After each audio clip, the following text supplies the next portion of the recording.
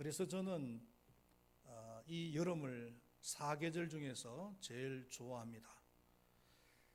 중요한 이슈를 다룰 때 우리는 핫하다라는 말을 씁니다. 요즘 우리 사회의 가장 핫한 뉴스는 무엇일까요? 아마 뭐라고 해도 부동산 문제가 아닐까 생각을 합니다. 서울의 부동산 가격이 얼마나 오르는지요. 20평 아파트 한 채가 20억씩 한다니까 도저히 감당하기가 힘든 그런 가격입니다. 공급을 해야 부동산 가격이 잡히는데 공급이 되지 않으니까 가격을 잡을 수가 없는 겁니다. 그래서 아마 서울시장 자살 사건도 이 부동산 문제와 긴밀한 관계가 있다는 생각을 해봅니다. 주택을 공급하기 위해서 강남에 있는 그린벨트를 해제하느냐 마느냐를 두고 정부 여당과 첨예한 갈등을 했었지요. 그리고 그 결과를 발표하기 하루 전날 이제 극단적인 선택을 해버린 것입니다.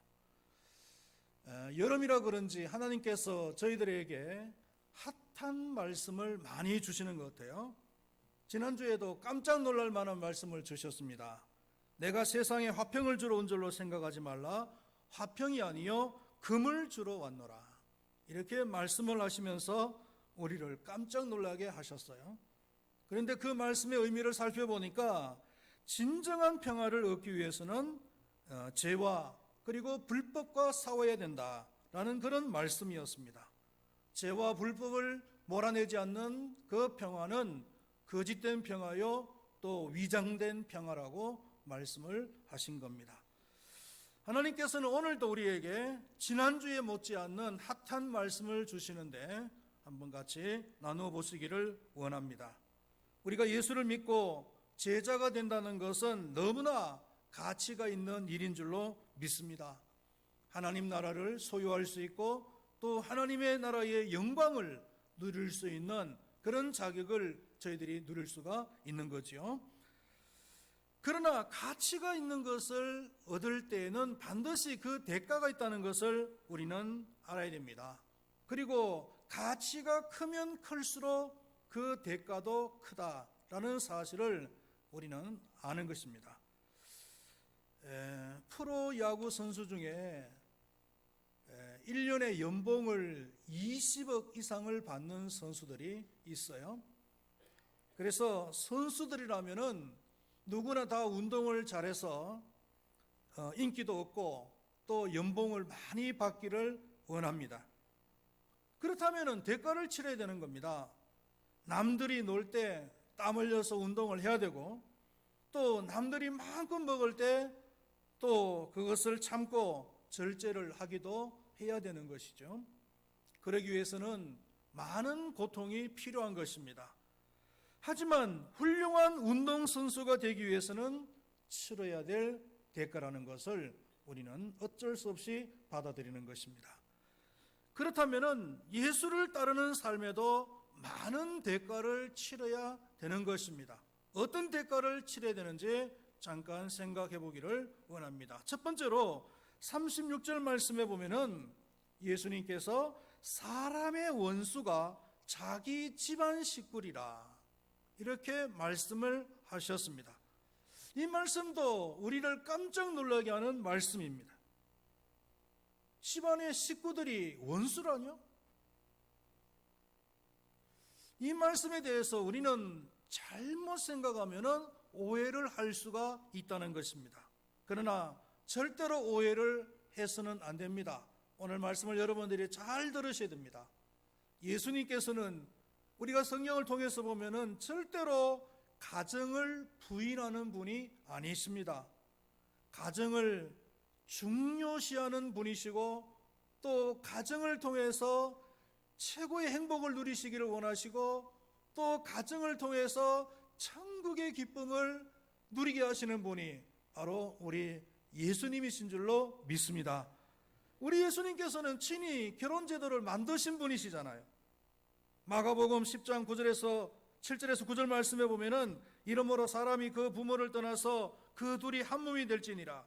이러한 적 이제 둘이 아니요 한 몸이니 그러므로 하나님이 짝지어 주신 것을 사람이 나누지 못할지니라. 예수님께서 이렇게 말씀을 하셨습니다. 예수님께서는 이 결혼 제도를 만드셨어요. 그리고 예수님께서 기적을 제일 처음 행하신 장소도 가나 혼인잔치집, 가정을 처음으로 이루는 그 장소에서 예수님께서 이적을 행하셨단 말이에요.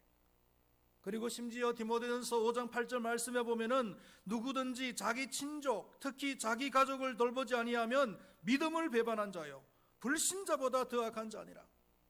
자기 가족을 돌아보지 아니하면은 믿음을 배반한 자고, 그리고 불신자보다도 더 악해. 그러니까 예수님께서는 이 가정을 얼마나 중요하게 생각하는 분이신 것을 우리는 알게 되겠죠. 그렇다면은 예수님께서 하신 이 말씀의 의미, 원수가 자기 집안 식구다라고 하는 이 말의 의미가 뭐냐면은 주님을 따른다는 것이 인간의 가장 본능적인 가족 관계보다 더 우선적이다 라는 그런 뜻인 겁니다. 한번 가족 관계하고 주님을 따른다는 거하고 비교를 해보면은 가족 관계는 지상적인 거예요. 영원한 것이 아닙니다. 여러분들이 이 세상에서 아무리 부부간에 사랑하고 자녀들 간에 많은 그런 정을 나눈다 할지라도 죽으면 끝이에요. 그러나 믿음이라는 것은 뭡니까? 주님을 따른다는 것은 뭡니까? 지상에서 다 끝나는 것이 아닙니다. 하나님의 나라에까지 적용이 되어지는 것이고, 그리고 영원한 것이에요. 그런 측면에서 가족 관계보다도 더 본질적이고 더 우선적인 것이 주님을 따르는 것이요 또한 신앙인 것입니다. 할렐루야. 여러분, 우리가 이 세상에서 이 제도나 아니면 사상 이런 것하고 가족관계하고를 비교를 해보면요, 가족관계가 훨씬 더 중요합니다. 사람들에게 있어서는. 아무리 이념이 강하고 사상이 강하다 할지라도 가족관계를 뛰어넘을 수는 없어요. 우리나라의 모 정치인이 이런 이야기를 했습니다. 청년들에게 모든 사람이 다 용이 될 필요는 없다. 그리고 용이 될 수도 없다. 그러나 개천에서 붕어, 가재, 개구리로 살아도 행복한 그런 사회를 만들자. 모든 사람들이 다 뛰어난 사람이 될 수도 없고 될 필요도 없다는 겁니다. 평범한 사람일지라도 행복한 그런 사회를 만들자. 이거는 사회주의자들이 주로 하는 얘기예요. 그런데 정작 자신은요, 아들과 딸을 용을 만들기 위해서 온갖 방법을 다 동원시켰잖아요.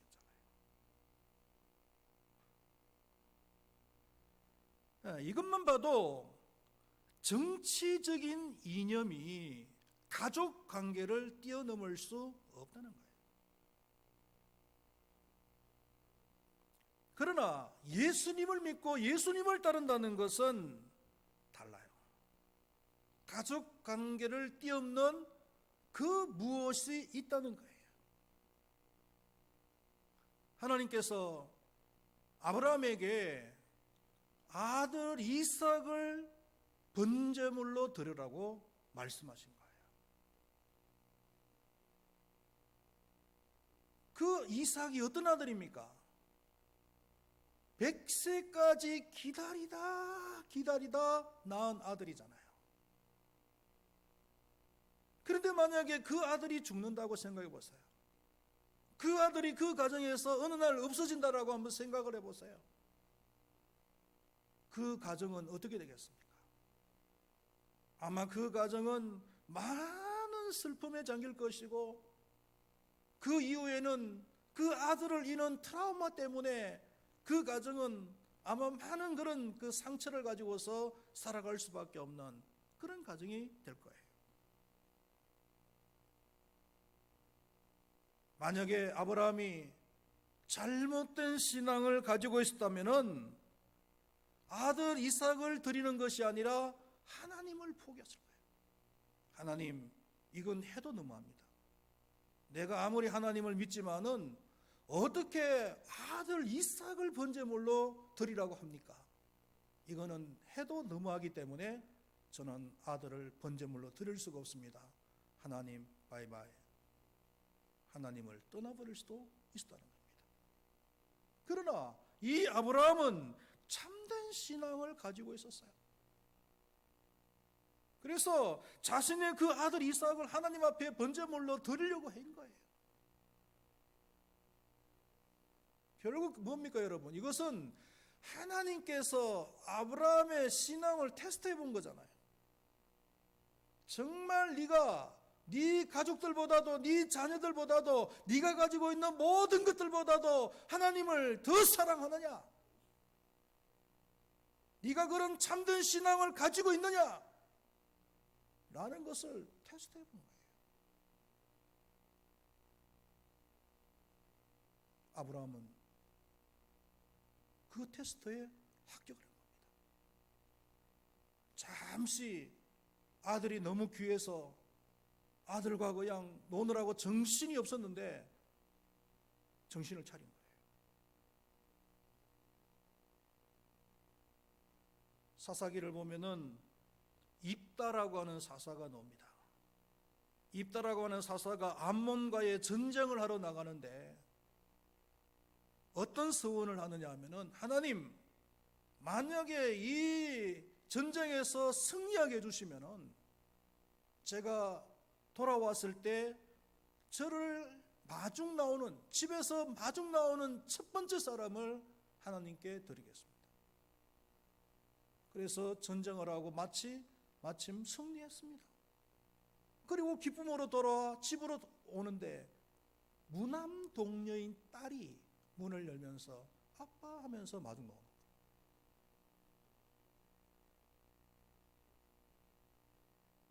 정말 하늘이 무너지는 듯한 그런 느낌을 받지 않았겠어요? 하나님, 이것만은 제가 절대로 약속을 지킬 수가 없습니다. 약속한 것, 서원한 것 취소입니다. 하나님, 죄송합니다. 입다가 그렇게 했습니까? 그렇게 안 했어요. 비록 무남동녀, 정말 그 무엇과도 바꿀 수 없는 그 딸이지만 하나님과 약속한 것이기 때문에 하나님께 드린 거예요.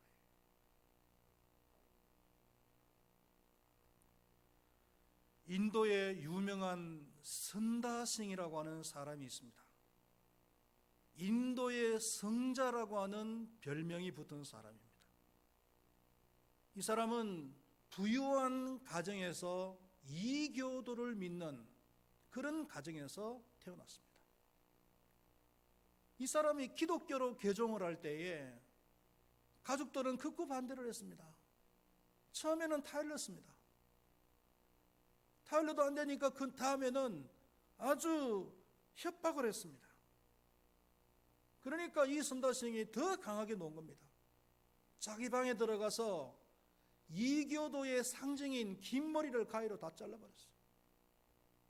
그랬더니 그 아버지가 너 같은 놈은 우리 집안의 가족으로 받아들일 수가 없다라고 하면서 집에서 쫓아내버렸어요.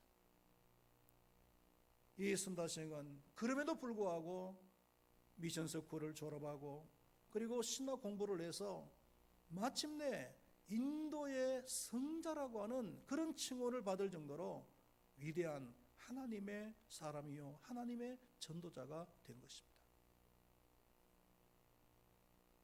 이런 이유들 때문에 남편과 시어머니와 며느리와 자식과도 원수가 될 수가 있는 거예요. 여러분, 가족 중에서 누가 신앙생활을 극단적으로 반대를 하면 어떡할 거예요? 부모님이 극단적으로 반대하면 어떡할 겁니까? 남편이 극단적으로 반대하면 어떡할 거예요? 교회 가지 마. 그렇게 한다면 아멘. 그리고 교회 안 나갈 거예요? 하나님과의 관계를 다 끊어버릴 거예요? 하나님과의 관계에 배반해버릴 거예요?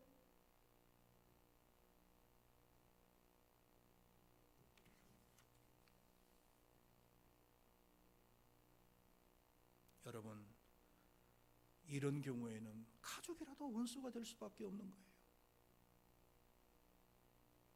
이것이 우리가 예수의 제자가 되어져서 예수를 따를 때 치러야 될 대가라는 겁니다.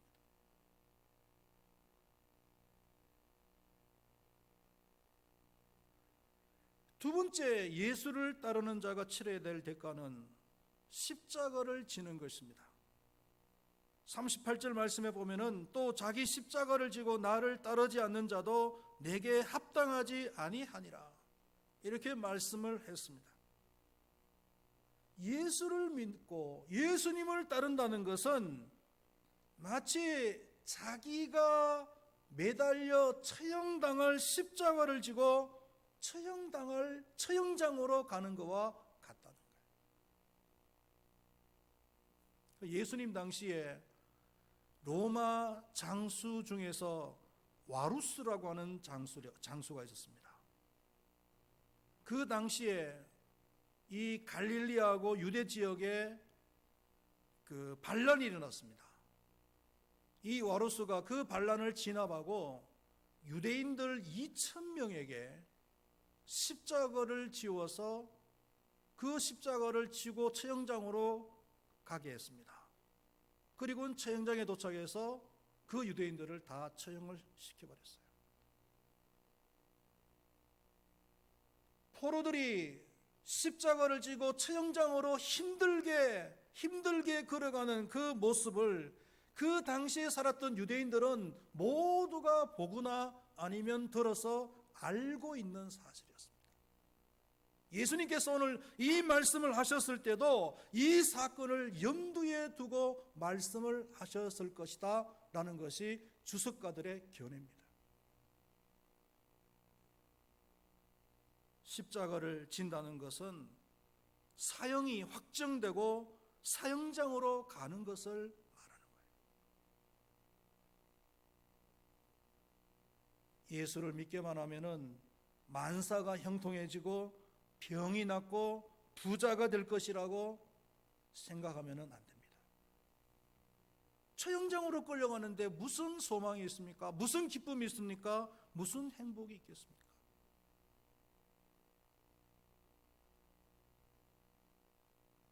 여러분, 우리가 예수님을 믿고 예수님을 따르기로 작정을 하면은 우리에게 주어지는 십자가가 있다는 거예요. 그 십자가가 정말 피하고 싶은 사람일 수도 있습니다.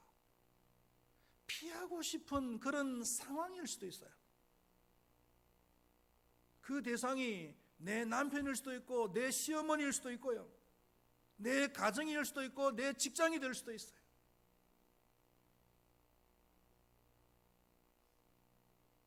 결혼을 해서 시집을 가보니 시집이 찢어지게 가난한 거예요. 시부모님들은 다 병중에 계셔요. 시동생은 백수야.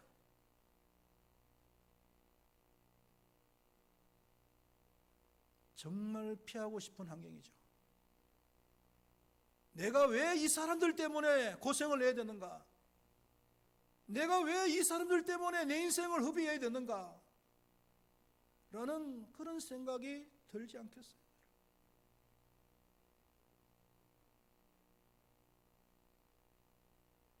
교회를 선택하는 것도 십자가일 수 있어요.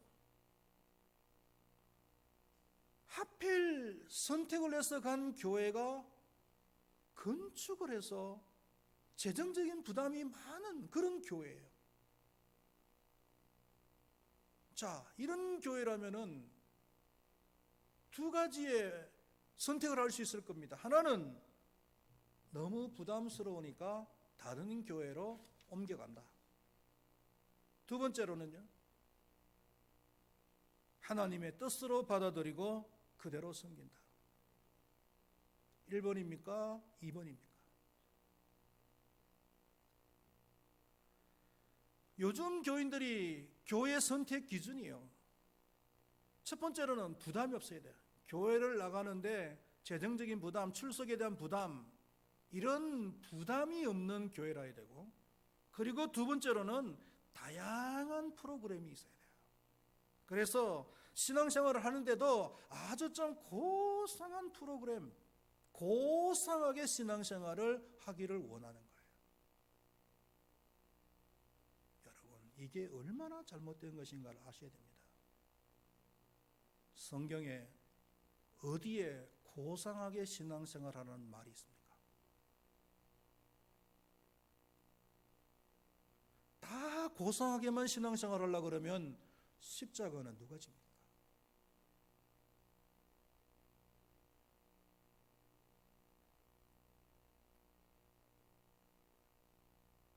사도 바울은 고린도후서 1장 8절에서 9절까지 해서, 형제들아, 우리가 아시아에서 당한 환난을 너희가 모르기를 원하지 아니하노니 힘에 겹도록 심한 고난을 살 소망까지 끊어지고 우리는 우리 자신이 사형 선고를 받은 줄 알았으니.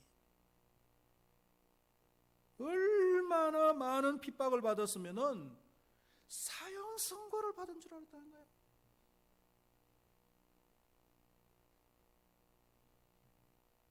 그러나 바울은 이 길을 절대로 도망을 하거나 피하지 않았어요. 왜요? 이 길이 예수님께서 나에게 주신 십자가의 길이라고 믿었기 때문입니다. 할렐루야. 십자가를 지고 가는 길이 힘들고 어렵지만, 고통스럽지만, 그러나 고통으로 끝난다라고 말하지는 않습니다. 십자가 뒤에는 영광이 기다리고 있다는 거예요.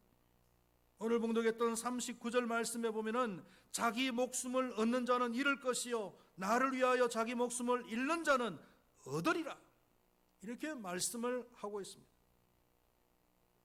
여기서 우리가 이 말씀을 정리하면은 십자가를 지지 않는 평화는 거짓 평화입니다. 위장된 평화입니다. 십자가를 지지 않는 기쁨은 거짓된 기쁨입니다. 주님을 위해서 십자가를 지고 고통을 함께 당하며 그 함께 희생을 할 때에 진정한 기쁨과 진정한 영화와 진정한 그런 평화를 누릴 수가 있다는 것입니다. 할렐루야.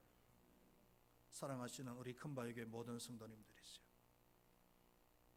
예수님을 위해서, 예수님께서 우리에게 주어진 그 십자가를 우리는 피하지 맙시다. 피하지 마시고 기꺼이 지고 갑시다. 그래서 예수님께서 우리에게 주시는 진정한 평화, 진정한 기쁨, 진정한 행복을 누릴 수 있는 그런 우리 모두가 될 수 있기를 축원드리겠습니다. 기도하시겠습니다. 하나님 아버지, 예수님을 믿고 예수님을 따른다는 것은 참 너무나 귀하고 가치가 있는 것입니다. 그러나 가치가 있는 것일수록 또 대가는 톡톡이 치러야 되는 것이 사실입니다. 때로는 예수님을 믿고 따르는 것 때문에 집안 식구들과도 원수가 되어져야 되기도 하며, 또한 십자가를 지기도 해야 됩니다.